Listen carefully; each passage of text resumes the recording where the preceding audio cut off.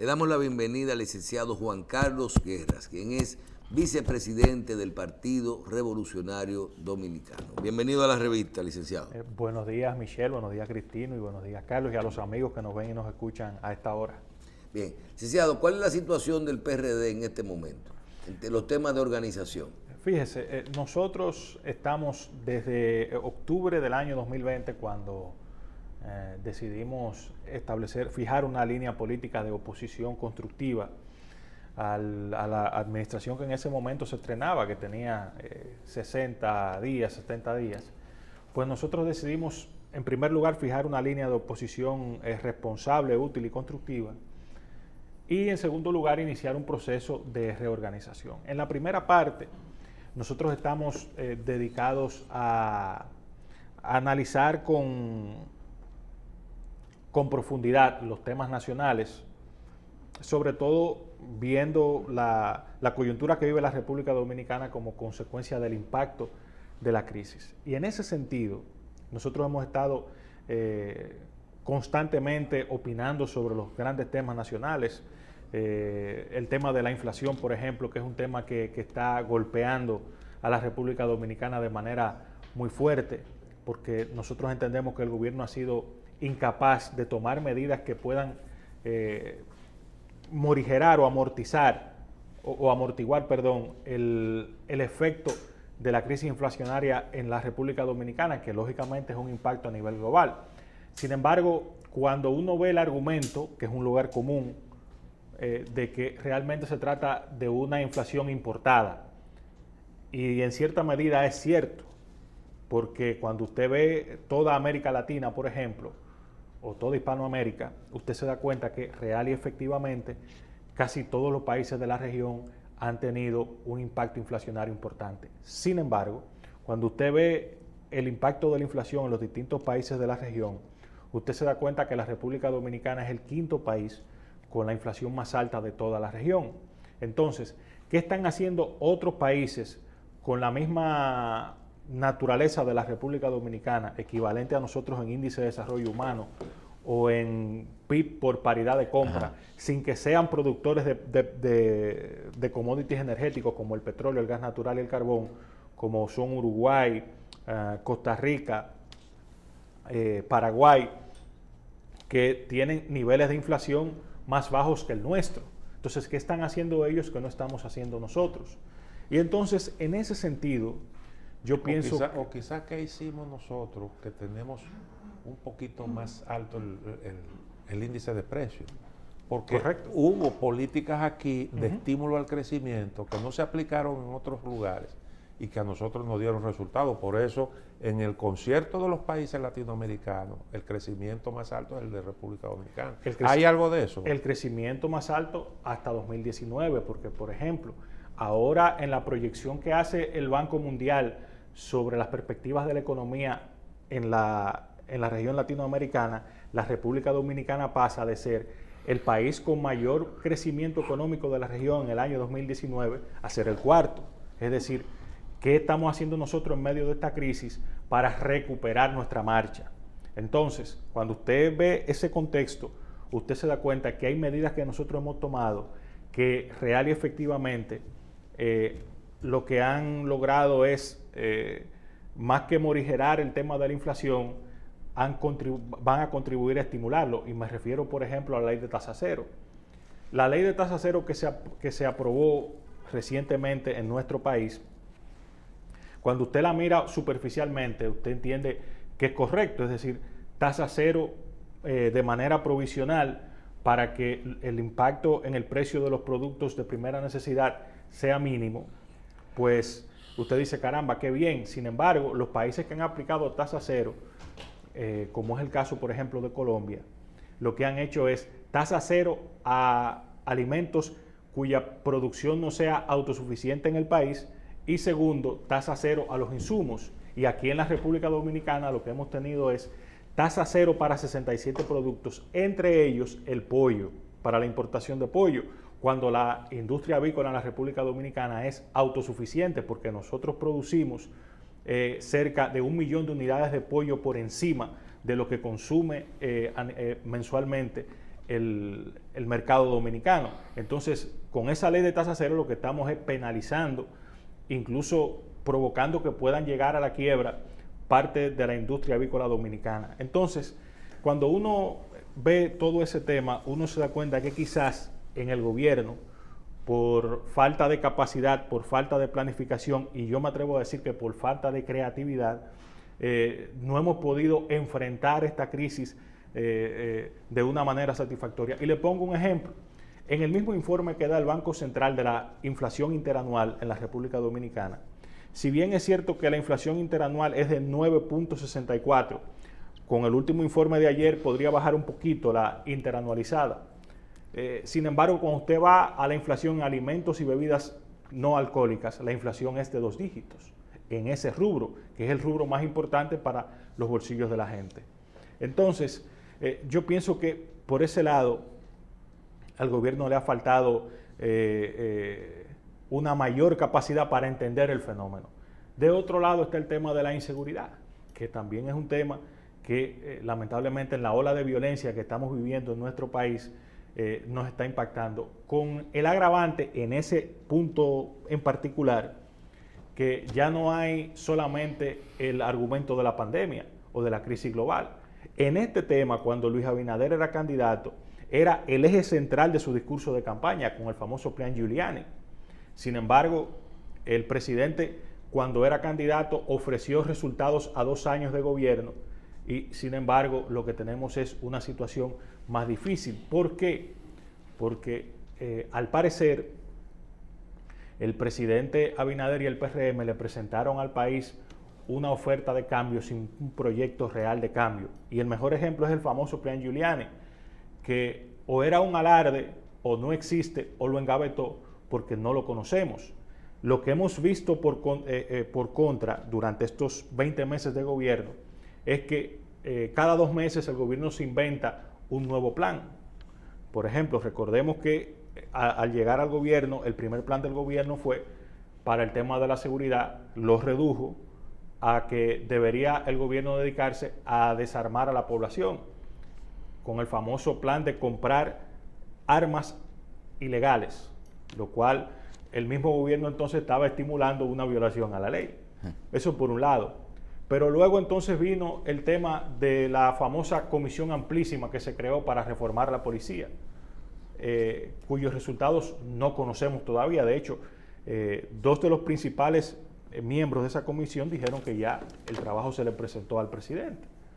Y entonces, después de esa comisión vino entonces el tema del consultor internacional, que todavía no sabemos cuánto le va a costar al país ese consultor, pero que tampoco los resultados los hemos visto. De hecho, él mismo dijo en una entrevista que no sabía cuánto iba a costar la reforma a la policía. Como PRD, ¿ustedes han hecho alguna propuesta para esto? O sea, vamos a hacer un análisis.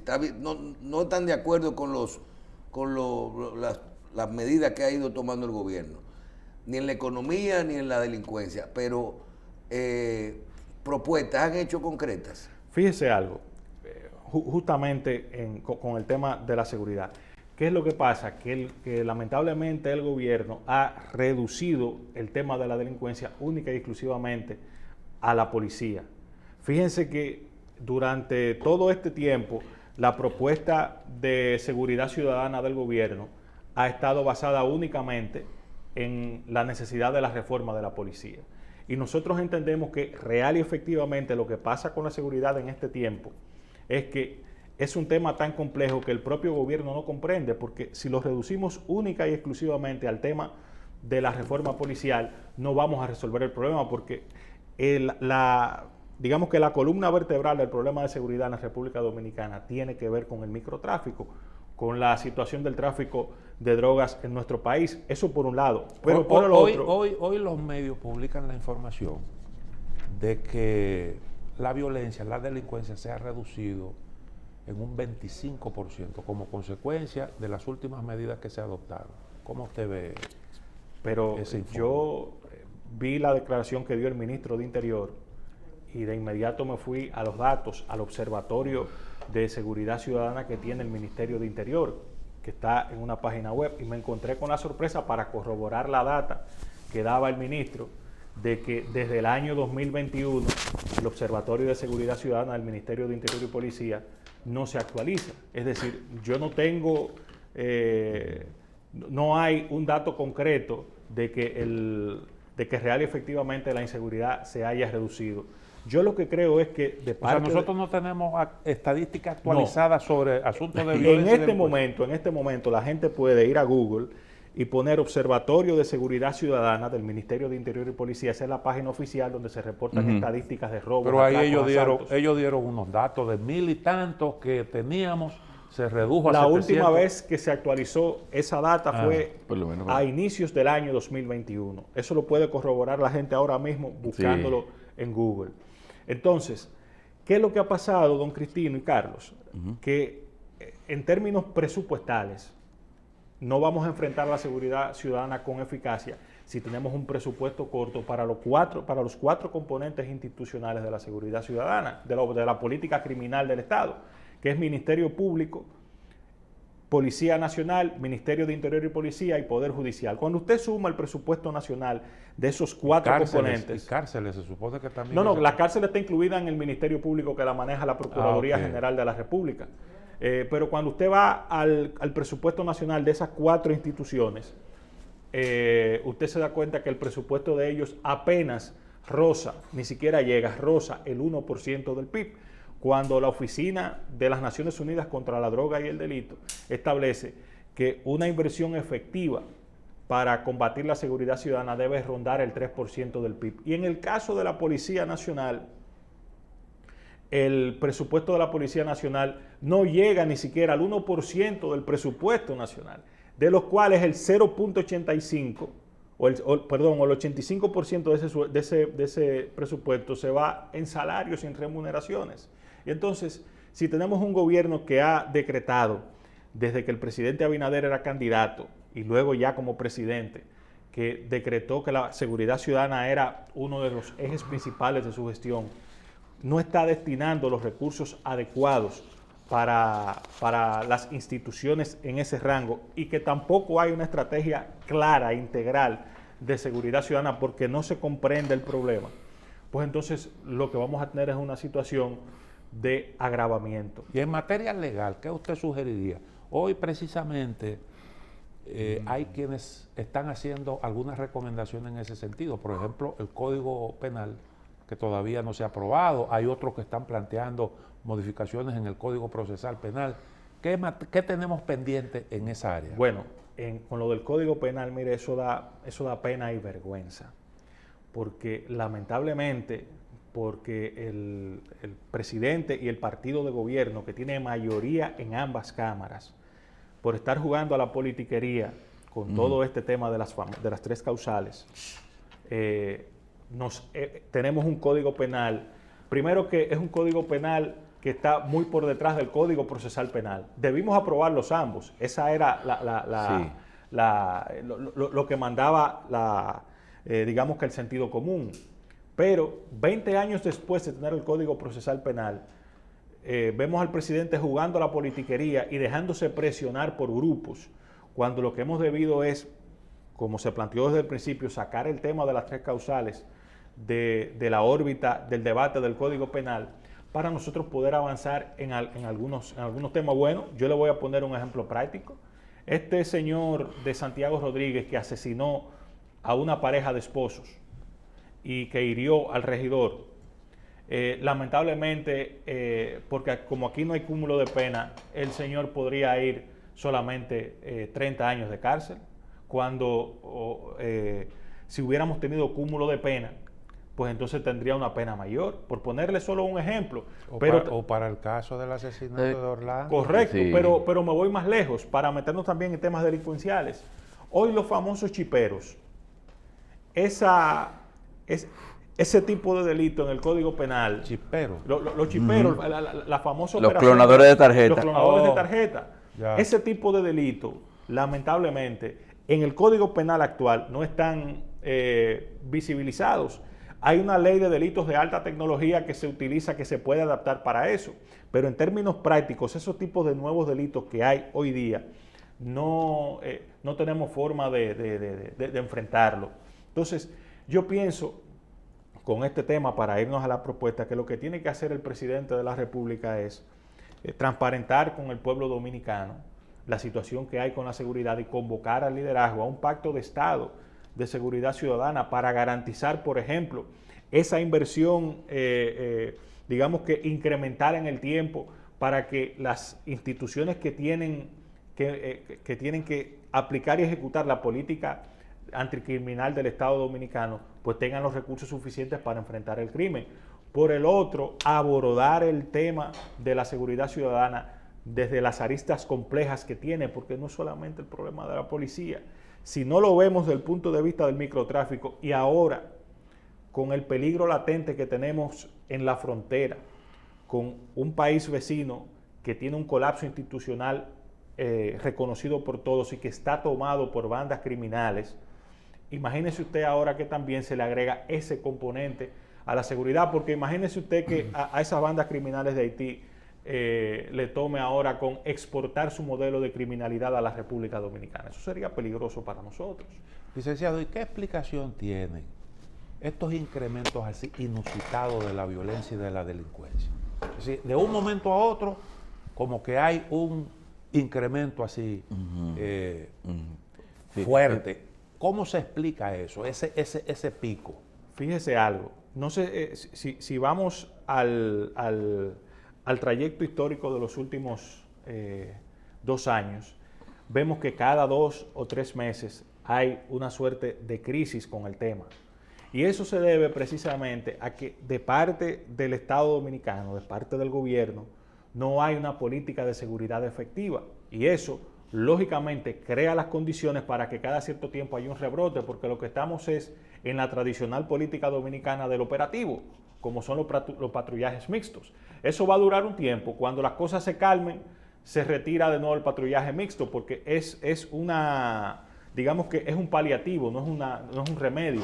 Sí. Entonces, en ese sentido, yo creo que nosotros tenemos que superar la cultura del operativo y entrar entonces a una nueva cultura de políticas públicas efectivas, de estrategias integrales que nos permitan a nosotros primero comprender que el tema de la seguridad no lo vamos a resolver en 2 meses, que es un programa que debe ser un proyecto a largo plazo y con metas claras que nosotros debamos tener. La segunda cosa es comprender que hasta este momento, no sabemos si eso cambie, pero hasta este momento, la mejor forma de medir la naturaleza del aumento de la criminalidad en la República Dominicana no es con la estadística de los homicidios por cada 100.000 habitantes, porque la naturaleza de la delincuencia en la República Dominicana es de otro tipo, es temas de robo, de asalto, de ratería. Entonces debemos enfocar nuestros esfuerzos en ver cómo esa cifra y cómo esos datos van creciendo o disminuyendo para enfrentar el tema en la raíz, que vuelvo, insisto, que la columna vertebral del problema de la seguridad en la República Dominicana es el microtráfico, que hemos pasado de ser un país de tránsito, un país puente, a un país consumidor, porque el pago que se hace ahora no es en dinero como se hacía hace una década, ahora se hace el pago en especie. El presidente ha sugerido una especie de relación entre el incremento de la violencia y los golpes que se le han aceptado al narcotráfico. Ese aspecto, ¿cómo usted lo ve? Yo pienso que es reduccionista y no le hace bien al debate que debemos tener sobre el tema, que se trate de presentar la situación de desbordamiento que tiene la inseguridad en la República Dominicana, tratando de presentar de que se debe a que el gobierno está haciendo un esfuerzo mayor. Yo pienso que el presidente lo que debe hacer es transparentar la situación que tienen ellos de desborde con el problema y empezar a decirle a la gente que aquí tenemos que diseñar todos una real política de seguridad ciudadana que implique que el país retome la naturaleza tranquila que teníamos antes. En este momento ahora es muy difícil uno sentirse seguro de salir a las calles. Yo sé que ustedes, y al igual que los amigos televidentes, cuando ve que en su vehículo va y se le para un motor al lado, se pone tenso. Es natural, ya se ha convertido hasta en una reacción instintiva de que uno ve un motor y uno se siente, ¿qué pasa? Ya incluso hasta los de delivery que uno lo ve, que se le ponen al lado, uno se pone tenso. Entonces tenemos que volver al momento en que estábamos todos tranquilos, que vivir en la República Dominicana era vivir un país seguro, que lamentablemente en esta ocasión el gobierno ha sido incapaz ni siquiera ya de enfrentar el crimen, sino de presentarle al país una verdadera política integral, porque fíjense que hasta en el tema en el que se han concentrado, que es el de la reforma policial, han estado dando saltos y tumbos. Uno no sabe ahora mismo en qué quedó eso. Yo le invito a la gente a que busque el informe de julio del año pasado de la organización, de la Oficina de las Naciones Unidas contra la Droga y el Delito, un informe que hace sobre la policía de 68 páginas. Y eso llora la presencia de Dios. Las cosas que se ven en ese informe, que llegaron incluso a hacer un descenso en 2 destacamentos, en el destacamento de Jaina y en el destacamento de Mauricia Auxiliadora, y lo que se dice ahí es una cosa que da grima. Licenciado, usted es vicepresidente del Partido Revolucionario Dominicano. Precisamente, Michelle comenzó la entrevista preguntándole sobre el PRD. A mí me gustaría saber cómo se está preparando la organización para su participación en las próximas elecciones, de forma tal que pudiera tener un mejor desempeño político electoral. Mire, nosotros estamos en este momento ya en la fase de crecimiento del partido. Estamos todas las semanas juramentando nuevos militantes. Tenemos la decisión de llevar candidaturas propias en el año 2024 a todos los niveles, presidencial, congresual y municipal. En este momento, el líder del partido, el ingeniero Miguel Vargas, desarrolla una agenda importante. Por ejemplo, ayer estuvo en Santo Domingo Este, en una actividad de crecimiento del partido allá. Cada día se van sumando nuevas figuras que ingresan al partido con el deseo de hacer carrera política y también de llevar candidaturas. En este momento, nosotros... Ustedes están pensando en candidaturas propias. Correcto. Es nuestro norte estratégico en este momento, a todos los niveles, de modo que le podamos presentar al país una oferta electoral importante de cara al año 2024, sobre todo en el entendido de que la República Dominicana tiene en el 2024 el deber de cambiar de autoridades, porque lamentablemente el PRM y su presidente Luis Abinader han sido totalmente incapaces de enfrentar los graves problemas que tenemos en la República Dominicana, los añejos por la cantidad de tiempo, pero también los derivados de la pandemia. Eso significa que ustedes descartan de plano una posible alianza con el PRM. Correcto. Nosotros entendemos que vamos a presentar una alternativa al electorado dominicano para que la gente pues tenga en el PRD también una opción de cambiar el rumbo de la nación dominicana a partir del año 2024. Precisamente hace un momento, y quizás ahora que estamos hablando de política, uno se pone a pensar, alguna gente dice que es que todavía predomina mucho lo que es la influencia política en la Policía Nacional, en las instituciones que tienen que ver con la seguridad del país. Entonces, ¿no ve usted también que quizás la despolitización de esos cuerpos armados pudiera, o la influencia política en lo que es la designación de las jefaturas, y podría ser parte de ese problema por el cual estamos pasando ahora mismo? Mire, yo con ese tipo de teorías no concuerdo, no coincido. ¿Por qué? Porque aquí hay todo un esquema para criminalizar la actividad política. De repente los políticos somos personajes execrables. De repente, donde quiera que se mete la política, nada sirve. Y yo pienso que no es así. Como en toda actividad humana, hay individuos que hacen la labor política con virtuosidad y hay individuos que la hacen de manera reprochable. Pero lo decía Aristóteles, el hombre es un animal político. Sí. Entonces, yo no pienso que la culpa se deba a que la política incide. Yo lo que pienso es... ¿Qué usted puede decirnos en favor de los políticos? Bueno, pero es que nosotros tenemos, yo puedo hacerle un... Porque es verdad, hay incluso políticos que hacen política en base a la antipolítica. Claro, y no es así. O sea, Hasta eso. En ese sentido, yo le puedo poner varios ejemplos prácticos que todos coincidimos, que han sido políticos que han ido a posiciones puntuales que han tenido éxito. Usted tiene, por ejemplo, el caso del Tribunal Constitucional en manos de Milton Rey Guevara. Milton Rey Guevara vino de ser senador de Samaná hasta 2010, para un año luego ser presidente del Tribunal Constitucional, y todos estamos de acuerdo en que este hombre ha hecho ahí un gran papel. En la Junta Central Electoral todos reconocen la labor que hizo Roberto Rosario, se esté de acuerdo o no con él, pero todos reconocen que sobre todo la labor del tema de la identidad nacional, del registro civil, la República Dominicana avanzó durante su gestión. Y ese era un político, ese señor vino del Comité Central del PLD a ser presidente de la Junta Central Electoral. Y así hay otros casos. No se puede descartar un político para formar parte del Ministerio Público. Yo no creo que deba ser así. De hecho, la propia ley establece que una vez usted posicionado en el cargo como procurador o como fiscal, usted no puede hacer vida política activa, y eso es correcto, pero no podemos criminalizar al que tenga militancia partidaria para que vayan puestos. Lo que tenemos es que tener una labor de auditoría mucho más rígida, pero la naturaleza de la actividad política es noble, así como lo es la medicina, y hay muchos médicos que son con graves problemas, pero en todas las profesiones, profesores, ingenieros, porque es la naturaleza humana. Bueno, gracias a Juan Carlos Guerra, vicepresidente del Partido Revolucionario Dominicano, por estar con nosotros en este viernes.